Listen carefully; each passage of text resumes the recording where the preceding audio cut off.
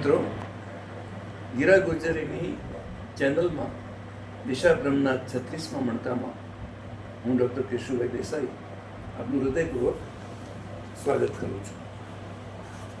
ચોમાસું ધોધમાર ચાલી રહ્યું છે અને આ ચોમાસું શબ્દ ક્યાંથી આવ્યો?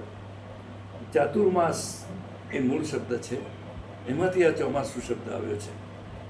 આપણે જાણીએ છીએ કે જૈન મુનિઓ સતત વિહાર કરતા હોય છે, પરંતુ જ્યારે ચોમાસું આવે છે ત્યારે કોઈ એક સ્થળે એ સ્થિરતા કરી લે છે, એ વિહાર એમનો બંધ કરે છે અને એની પાછળ એમની સૂક્ષ્મ અહિંસાનો ખ્યાલ હોય છે કે ભાઈ ચોમાસાની અંદર તો ધરતીમાંથી લીલા તૃણાંકરો બહાર નીકળતા હોય, નાની નાની જીવાત પણ બહાર નીકળતી હોય, તો એ વખતે આપણે પગપાળા પણ ચાલતા હોઈએ અને એ કચરાઈ જાય તો એક પ્રકારની હિંસા થાય. તો આ ચોમાસું જે તમામ ઋતુઓમાં જાણે કે એક એવી ઋતુ છે કે જે 12 મહિના એ કેવા જશે એનો આપણને અંદાજ આપે છે. જો ચોમાસું નબળું ગયું તો એમ સમજવાનું કે જાણે આખું વર્ષ નબળું ગયું. અને ચોમાસાની શરૂઆત ક્યાંથી થાય છે? આષાઢસ્ય પ્રથમ દિવસે એ કાલિદાસે મેઘદૂત જેવું એક સરસ કાવ્ય રચીને જે પેલા યક્ષની એની પ્રેમિકાને સંદેશો મોકલ્યો છે, એ કાલિદાસની આ રચના ભલે એમને ઉજ્જૈનીમાં બેસીને કરી હોય, પરંતુ એ વાદળોના માધ્યમથી એ ક્યાંયથી ક્યાંય પોતાનો સંદેશો પહોંચાડે છે. આવી કવિત્વમય કલ્પના પણ એ ચોમાસામાં જ પૂરી શકે. એમાં ભીંજાયેલો કવિ હોય એ જ આવી વાત પણ કરી શકે. આપણો રમેશ પારેખ પણ એ રીતે એક ભીંજાયેલો કવિ હતો. અષાઢની શરૂઆતથી જ જાણે કે આપણા ઉત્સવો શરૂ થઈ જાય છે. અષાઢી બીજ એ તો વળી કચ્છનું બેસતું વર્ષ ગણાય અને અષાઢી બીજ એક વણજોયું મુહૂર્ત પણ કહેવાય. તો અષાઢી બીજના પછી તમે જુઓ કે એના થોડાક જ દિવસો પછી આપણી પાસે ગુરુ પૂર્ણિમા જેવો ઉત્સવ આવે છે. આ ગુરુ પૂર્ણિમા શું છે? આમ તો દરેક પૂનમ એક વિશિષ્ટ પૂનમ તરીકે ઉજવાય જ છે આપણા ત્યાં, પરંતુ ગુરુ પૂર્ણિમાનો મહિમા કંઈક અલગ છે, કારણ કે એ ગુરુની પૂર્ણિમા છે, ગુરુ પૂજનની તિથિ છે. એના પછી બળેવ આવે છે, એ રક્ષાબંધનનું પર્વ છે, પરંતુ એના પછી પાછળથી તો એમ તો ભાદરવાની પૂનમ આવશે, આસો પૂનમ એટલે કે શરદ પૂનમ આવશે, પરંતુ આ ગુરુ પૂર્ણિમાનો મહિમા કંઈક વિશેષ છે, કારણ કે આપણા આદિ ગુરુ, ગુરુઓના ગુરુ ભગવાન વેદ વ્યાસનો એ જન્મદિવસ છે, એમનું એ પ્રાગટ્ય પર્વ છે. તો ગુરુ પૂર્ણિમાના દિવસે આપણે ગુરુનું પૂજન કરીએ છીએ. ગુરુ વગરના માણસને આપણે નુગરો કહ્યો છે. આપણા સંતો હોય, મહંતો હોય, આપણા સૌના આદરણીય એવા વિચારકો હોય, એ દરેકે કોઈને કોઈને ગુરુ કર્યો હોય છે. તો આ ગુરુ, સૌથી પહેલો ગુરુ કોણ? તો સૌથી પહેલા ગુરુ તો આપણા માતા પિતા હોય છે. આપણો દેશ પણ આપણો ગુરુ છે.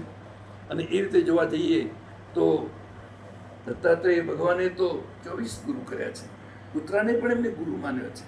તો એ ગુરુનો મહિમા કરતું આ પર્વ છે અને તે દિવસે આપણે એ ગુરુનું પૂજન કરીએ છીએ.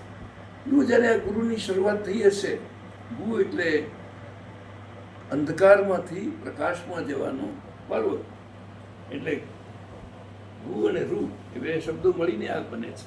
અને ગુરુ પરથી ગૌરવ શબ્દ પણ આવે છે, ભાવવાચક. ગુરુતા એટલે કે મોટાપણું. તો ગુરુ એટલે મોટો. તો કોઈ પણ મોટી વ્યક્તિ આપણા કરતાં એ હકીકતમાં તો આપણી ગુરુ ગણાય.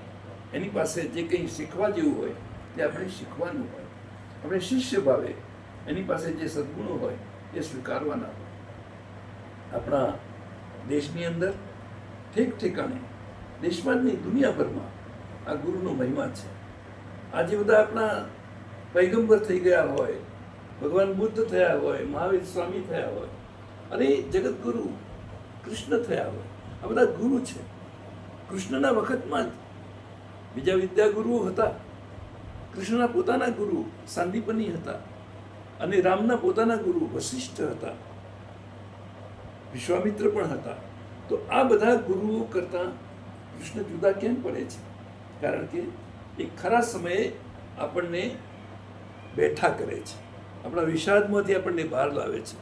અર્જુન જે વખતે બરાબર યુદ્ધના મેદાન ઉપર જ હથિયાર હેઠા મૂકીને બેસી જાય છે, ત્યારે ભગવાન કૃષ્ણ આમ તો એનું સારથી પણ કરવા આવ્યા હતા, પરંતુ એ વખતે એના ગુરુ બનીને એમને ઉપદેશ આપે છે. ત્યાં સુધી કે છેલ્લે તો પાછા જો ગુરુ, સાચો ગુરુ કોને કહેવાય? કે હું જે કહું છું એ મને લાગ્યું તે તને કહ્યું, પરંતુ તેને સ્વીકારવું કે ના સ્વીકારવું એ તારી મરજીની વાત છે. ત્યારે અર્જુન તો શરૂઆતથી જ શરણાગતિ સ્વીકારીને બેઠો હતો. એને કહ્યું હતું કે હું અત્યારે બહુ જ મૂંઝાઈ ગયો છું, શાધિમામ ત્વામ પ્રપન્નમ, તમારા શરણે આવ્યો છું, તો તમે મને ઉપદેશ આપો. અને એ ઉપદેશના અંતે જ્યારે એમનું વિરાટ સ્વરૂપ એ જુએ છે અને છેલ્લે એ કહે છે કે કરીશ સે વચનમ તવ, તમારું કહેલું બધું જ કરીશ. એટલે કે એ હથિયારો ઉપાડે છે અને પછી કૃષ્ણ જે કપટ લીલા કરવાનું કહે છે એમાં પણ એ પાછો નથી પડતો. જો એ કપટ લીલા ન કરી હોત તો ભીષ્મ ના હણાયા હોત, દ્રોણ ના હણાયા હોત અને કર્ણ તો બિલકુલ ના હણાયો હોત. ત્યારે ગુરુ એ હંમેશા શિષ્યનું કલ્યાણ ઈચ્છે છે અને એ ઈચ્છે છે કે પુત્રાત શિષ્યાત ઈચ્છેત પરાજયમ, પુત્ર અને શિષ્યથી હંમેશા હારવાનું ઈચ્છવું જોઈએ. તો ગુરુ, કોઈ પણ ગુરુ, સાચો ગુરુ એ પોતાના કરતાં પોતાનો શિષ્ય સવાયો થાય એમ જ ઈચ્છતો હોય છે. ગુરુ પૂર્ણિમાનો આ મહિમા છે. આપણે આપણા તમામ ગુરુઓને, વિદ્યા ગુરુઓથી માંડીને તમામને આજે વંદન કરીએ, એમની પૂજા કરીએ. પૂજા એટલે માત્ર કંઈ ફળફૂલથી પૂજા થાય એવું નથી, એમની માનસ પૂજા કરીએ. ગુરુદેવો ભવ.